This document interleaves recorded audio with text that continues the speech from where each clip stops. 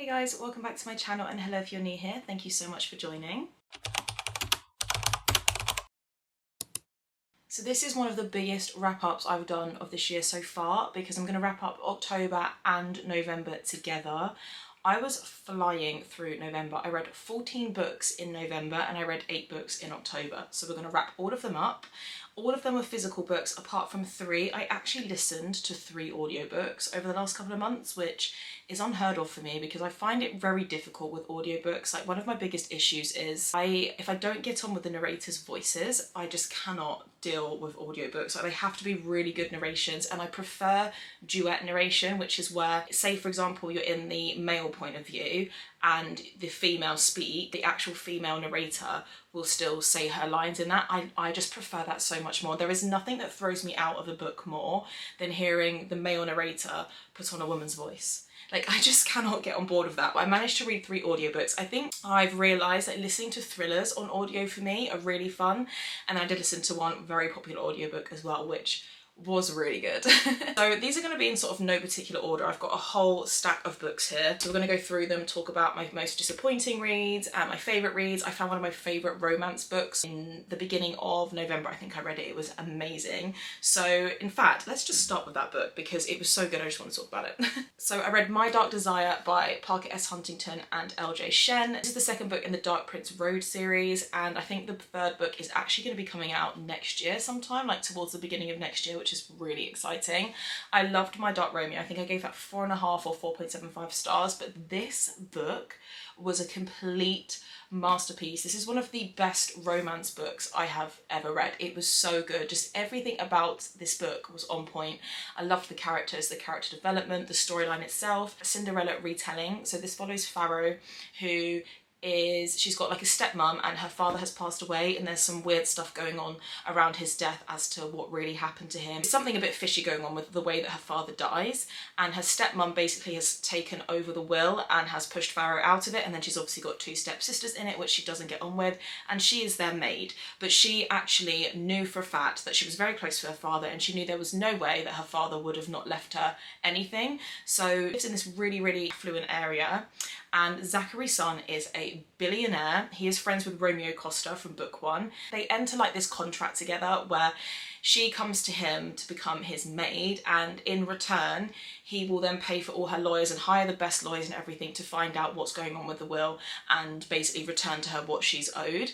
And the reason why he wants her to come and work for him is because he's got a lot of trauma. There's a lot of depth to Zachary's son's character. He's got a lot of trauma, and the only person really that sort of caught his eye in basically his whole entire life is Faro, when they're at this, I think they're at like a party or like a charity event or something, and they play a game of, I was about to say chess, but it's not chess. I think it's like I can't remember what the name, I think it's called Rocks. No, if I can remember what it is, I'll put it on here. They play this game together, and he is just so obsessed with her, and he can't figure out why. So he just presents her an offer that she can't refuse, and she has to go and work for him. And that's basically all I can say really without giving it away. But the banter in this was so funny. Like, I was laughing so much. I think the characters are written so well. The writing in general in this book was just completely flawless. Honestly, I'm lost for words when I come to this book. It was absolutely phenomenal. It's a 6-star read for me all day long. It was amazing. I think I may have actually read this in a vlog, so if I did, I will link that vlog down below. So I think I'll go into a little bit more detail there, but yeah, this book was absolutely insane. And the tropes are forced proximity, roommates, I wouldn't say enemies to lovers, I'd say it's more of like a hate to love, and there's a lot of depth to these characters, like a lot of trauma on both sides of them, and them sort of healing each other, and the spice is so good. There's a sauna scene, there is a sauna scene, so, you know, infamous sauna scene from the Devil's Night series. There's one in here and it's just as good. Next book, this is a more recent, I actually finished this book last night, I think, which was Lovely Violent Things by Trisha Wolfe. So this is the second book in the Hollows Rose series. So the first book is Lovely Bad Things, and I loved that book. So what I would say about this series is if you love things like Criminal Minds and all that kind of stuff, you would really enjoy this series. It's very heavy on philosophy. Like, they mention a lot of philosophers, a lot of philosopher quotes and theories. very heavy on philosophy and psychology, criminology. It is a dark romance series, and basically Helen has to get Callum out of the hospital for those people who are a bit insane, because she needs his expertise because he's got a very niche set of knowledge about philosophers and things and occult and stuff like that. She needs him to help her solve a case, and these crimes that are being committed, it's very heavy on like rituals, like ascension and a higher being and all that stuff. What you can tell when you read this book is that Trisha Wolfe is clearly immensely clever and she knows exactly what she's talking about, but because of that it is quite difficult to follow, because if you don't know about philosophy, like, you will find this difficult to follow. And there's a lot of terminology in here that I was finding difficult to keep up with, so I actually only rated it 3.5 stars, because this book, I just didn't find it as exciting, as fast-paced as the first book, but the twists are really, really good in this. I actually did philosophy at A-level, which was a very long time ago now. So the fact that I couldn't even follow it myself, I know some of these philosophers, I literally learned about them for 2 years at A-level and I still just could not follow this book. So it also made me feel extremely stupid. But it's so well written, like, she's so talented, so clever. But yeah, I just gave it 3.5 stars because it was just a little bit too heavy on the philosophy side of things, and I just kind of wanted a little bit more with sort of like the actual plot itself, which is trying to find out who it is that's behind all of these murders and these crimes and all that stuff. So I liked it, but I didn't love it. I felt like I couldn't connect to it as much as I did with the first book, because the first book is a little bit more exciting in terms of Callum and Helen's relationship. But Callum Locke, Professor Locke, he's such a great character. So if you like your dark MMCs, you will enjoy this series, but you have to concentrate. It's not a book that you can just get lost in, like, you have to really concentrate hard. Next up is Phantasma. This is a dark fantasy, and I think I gave this like 2 stars. Everyone loves this book, and I didn't like it. I thought that there was so much promise and potential with it, and it just didn't quite get there. So the book basically follows, I can't even remember the characters' names in it, to be completely honest. So Genevieve, that's it. So the book follows Genevieve, and she's a necromancer, which means I think she can like commune with the dead.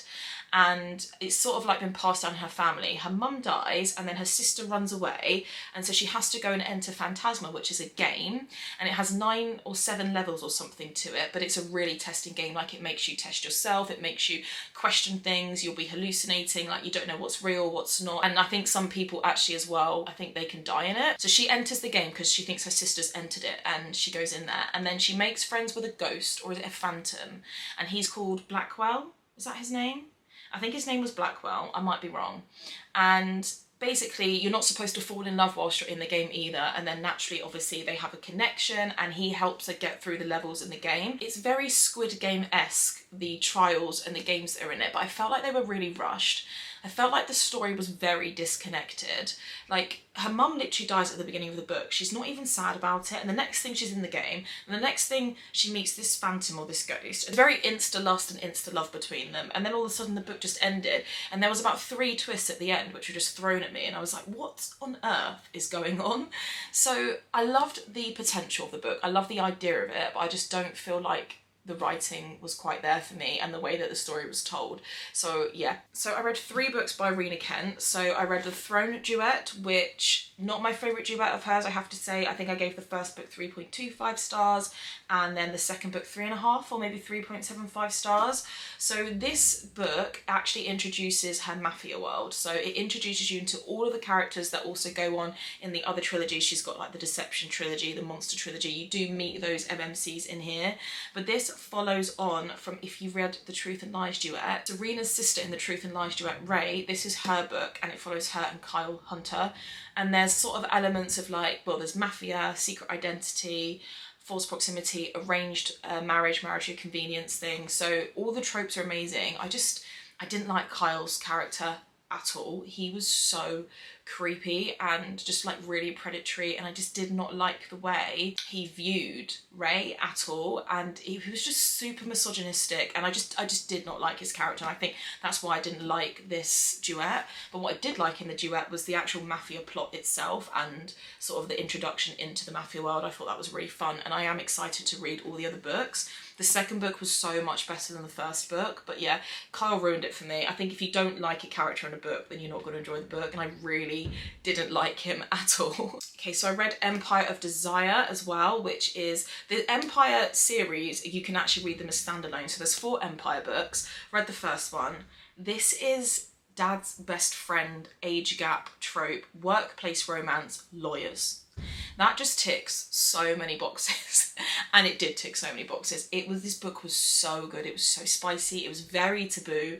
I think the age gap in this is like 18 years. So Gwen's dad is the partner of Nate's, and Nathaniel Weaver, who is Nate, that he's obviously one of the partners, and then her dad is the other partner. So basically Nate has known Gwen since she was a kid. He ends up in a car accident. Gwen's dad has been in legal battles with some of her family members over financial side of things, the law firm itself. So because he ends up in a coma, Nate then has to enter a marriage of convenience with Gwen so that he can control all of the assets and basically keep Gwen's family from taking everything from her. So they have to enter this marriage of convenience, and it is they have to move in together, and it is just so spicy.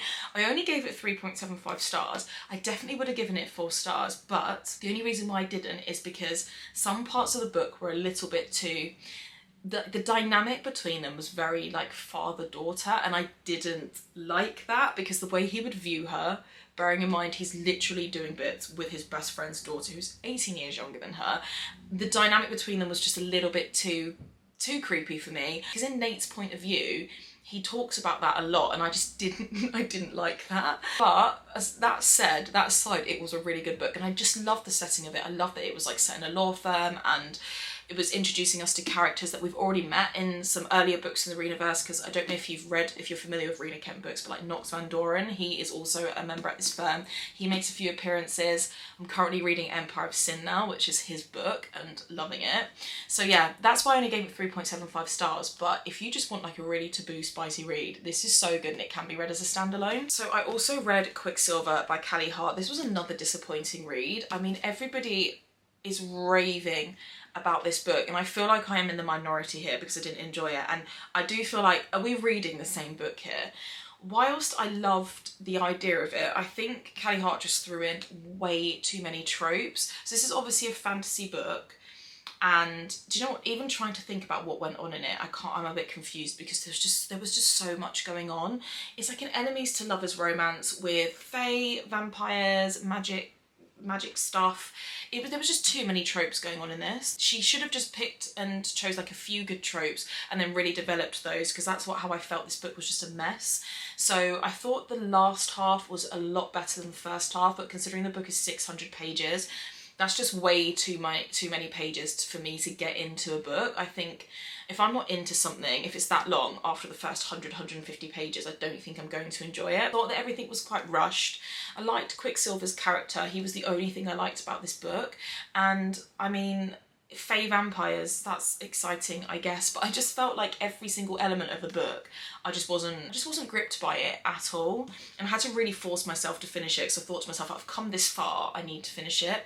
I thought the writing was a little bit all over the place, and too much was happening. And also in terms of the magic, you can use magic as much as you want, whenever you want, however you want. Like, you can do any kind of magic, any form of magic. It just wasn't refined enough, because where are the stakes if you can just do any kind of magic anywhere, anytime, any place, and you can use it however you want? You're not going to run out of it. You're not going to, like, where are the stakes in a fantasy romance if they're... Well, she didn't put any stakes in, really. I liked the idea of it, I just thought that it needed fine-tuning. So I think I gave it 3 stars, or not quite 2.75, but not quite 3 either. I read Monarch by Sophie Lark, so this is the second book in the Grimstone series. I actually read Grimstone about a year ago, and I did really enjoy it, but I didn't love this one so much. I read it as part of my sort of like spooky season TBR, and it wasn't really that spooky. So it's basically a marriage, a convenience romance, kind of thriller, romantic suspense aspects. No, it is definitely a romantic suspense, and it was just okay. It was very insta-love, I have to say, and insta-lust, and I felt like it was a bit rushed. I loved the idea of it, because basically, I can't remember the FMC's name, Elena, there we go. See, that's how you know that a book isn't the best, when you can't even remember the characters' names.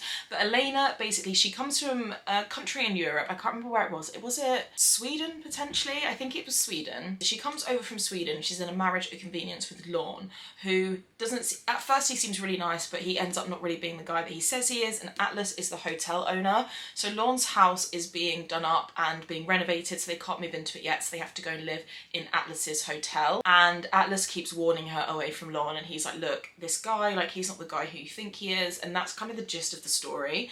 It sounds on paper like it would be really, really good. I just felt like it was just very average. I think I gave it 3 or 3.5 stars.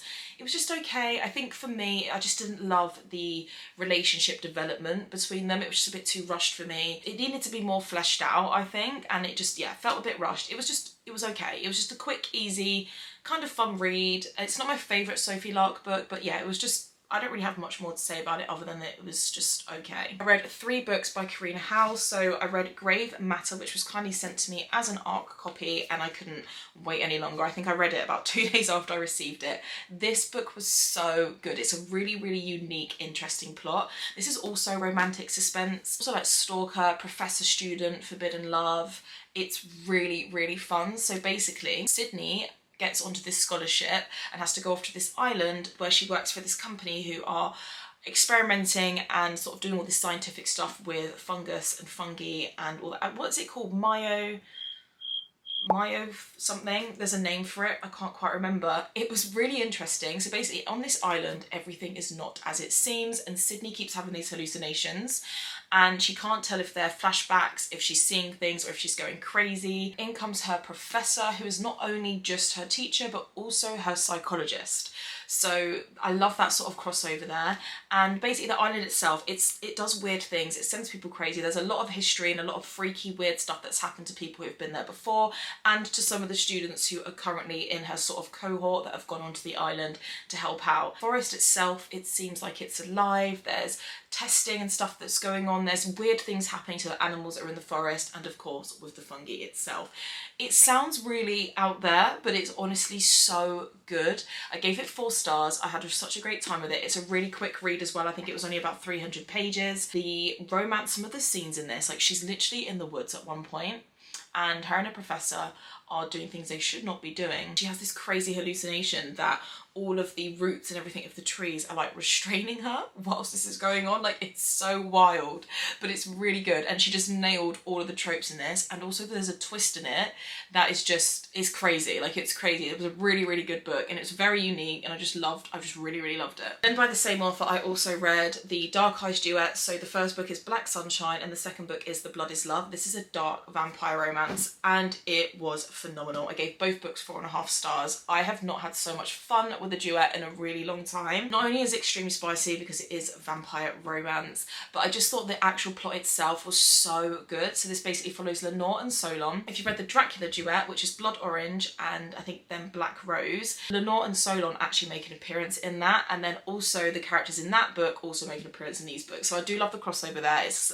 slightly interconnected, but you don't have to read that duet to understand what's going on here. Basically Lenore is coming up to her 21st birthday, which is when she is then going to turn into a vampire, but she doesn't know that she is a vampire.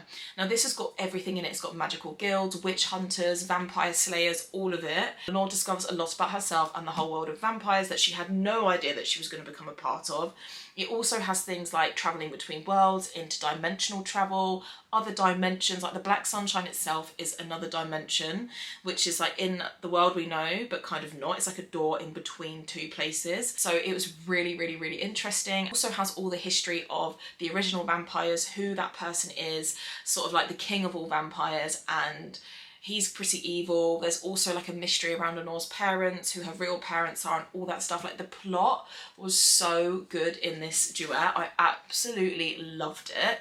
And I really highly recommend it if you like dark romance, if you like vampire romance, dark fantasy, any of that. I can guarantee you'll love this. It was so good. It was way better than I was expecting. I don't really know what I thought going into it, but I was blown away. I thought the second book, the plot was more plot heavy, and the first book was definitely more focused on the romance progressing between Lenore and Solon. But you've got to love Solon. He is a great character. And I also really like Lenore as well, because some FMCs can become quite annoying, but she definitely didn't. This was amazing. Then I read Bad Boy Blues by Saffron Kent. This is a enemies to lovers Cinderella retelling with bully elements to it as well. I wouldn't really call it a bully romance. I've definitely, compared to other bully romances that I've read, I wouldn't say that this was intense. It has very similar tropes in it to My Dark Desire. I was a bit worried about that going into it because I thought I might be comparing the two too much, but actually the story itself, they are very, very different stories, and I loved this. But basically, so Cleo, she is the poor girl, and then Zach, he is the rich boy, and they come from completely other ends of town and completely different worlds. So it's kind of like a two worlds collide situation. But Cleo works in his family's home, well, this huge mansion, as part of the cleaning staff. And Zach has left. Zach left for 3 years and he's returned, and there's been a lot of talk about where he really was and everything. So he returns, and it turns out that Zach was Cleo's bully when they were in high school. Alongside all of that, she has feelings for him that she knows that she shouldn't have. Now, the bullying aspect and that side of it isn't just like being mean to her for no reason. Like, he has got his own demons that he has to fight with to do with his family. There are valid reasons for why he felt like he couldn't let Cleo in, even though the whole time really he's wanted to. So the tension's good, there's so much pining between them, there's grovelling in the third act, which is so good. It's not necessarily a third act breakup, but there is definitely grovelling in it, and yeah, I just loved it. I gave it 4 stars. The spice, as always in a Saffron Kent book, was just completely 10 out of 10. See, like, it was just crazy. It doesn't really, there's no spice really until about the 60% mark, and then it's just non-stop, so be prepared for that. But this was a great read. I also read Minx by Sophie Lark. This was amazing as well. I gave this 4 stars. It's a billionaire romance. Blake is actually an escort, like a high-end escort, and Ramses decides that he's set his sights on her. And it's this really fun, like, big city, New York City vibes. We talk about the stock market. He helps her try to master it. They form this connection which you didn't really see coming. He pays a hell of a lot of money to have her exclusively to himself, but then through that they end up forming like a really good bond and a good relationship. It's so good. There's a very specific kink in this which I think will either throw you out of the book or you'll enjoy it. Look, it's not my cup of tea, but it was actually really fun to read, and I don't know, I just loved this book. This is one of those Sophie Lark books which is just so fun. Like, from the first page to the last page, so much fun the whole way through. There was really good development of the characters, their relationships, the plot itself. They spend weekends away in the Hamptons, they go for fancy dinners, like all of that stuff that you expect from billionaire romance. She just absolutely nailed it in this book. This was really good. I actually picked this up. I think I was in a bit of a slump because I'd read a few disappointing books. I just thought, I just want billionaire romance. And I had not planned to read this for ages, even though I had it for a while, and I loved it. I also read the last 2 books of the Edge of Darkness trilogy. I did read these books in a vlog, which if you've watched that vlog, you'll know what this trilogy did to me. This series, this dark romance series, there's also a 3rd book which is called Insatiable. Well, that's the 1st book, but there are 3 books in this trilogy. I did read that one in September though. This was one of the best dark romance series I have ever read in my life, ever. It's just catapulted its way to the top of my favourite dark romances. What I will say is that it is very heavy and it is very dark, and it does get very difficult to read because the storylines and the plot in this are difficult.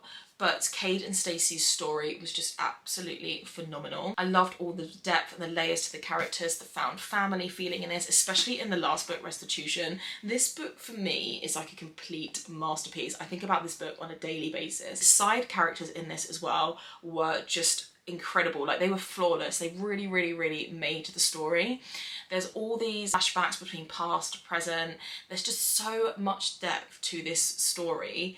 It just changed me. Honestly, it altered my brain chemistry. I thought it was just insane. Both books were 5 stars. The whole series is 5 stars. It's so good. If you are a seasoned dark romance reader, you have got to read the Edge of Darkness trilogy. It was just one of the best series I've ever read. Then I also read Reckless by Lauren Roberts. I didn't love this as much as Powerless. I think I gave this like 3.75 stars. I don't really feel like the story went anywhere in this between Kai and Payton. It was just a lot of backwards and forwards of the same thing, and the actual plot itself didn't really progress. But despite that, I rated Powerless 5 stars because I love Kai and I love Payton too. Like, I just love the tension and everything between them and the banter and stuff. So I didn't mind just reading more of them, but I have to say it wasn't as good as the first book. I think it was very much filler and just sort of leading the way into the last book, which I hope is as good as the first one. So it was okay. It was just an average read. Didn't mind reading a bit more of Kai and Payton, and That's kind of all I really have to say about that book. Then I read House of Hollow as well. This was just such a whim. Like I saw this book on Bookstagram and I decided to read it as part of my spooky season TBR. This was absolutely amazing. It's a very unique storyline. It's got a lot of magical realism in it and it is really super creepy. I don't want to go into it too much, but I will link the vlog down below where I did read this book in it if you do want a little bit more information, because if I talk about it too much it's going to ruin the plot for you anyway. This was so good, it was so unique, it's a really fun short read and it has you on the edge of your seat the whole time. The sort of general gist of the story is there's 3 sisters, they went missing when they were younger and they came back, and when they came back they were different, and their father kind of goes crazy with the thought of feeling like that is not his daughters who returned. And that's kind of all I'm going to say. I also read Death's Obsession by Avina St. Graves and I didn't really enjoy this, so I gave it 2 stars. I know it's only a novella, but I just felt like it was way too rushed, very disjointed. It's basically a book where Death himself is the MMC and he visits the FMC like in her nightmares, and she doesn't know whether he's really real or whether she's going crazy, and I didn't really get it. So it wasn't my favourite book. It was fun and it was spicy, but I just could not connect to it at all. Then on audio, I actually listened to None of This Is True by Lisa Jewell. I gave it 3.75 stars.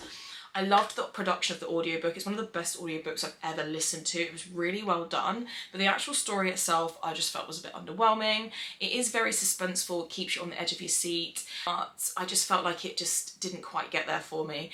The ending, I just didn't like the way it ended. It was a very ambiguous ending and I just did not like that at all.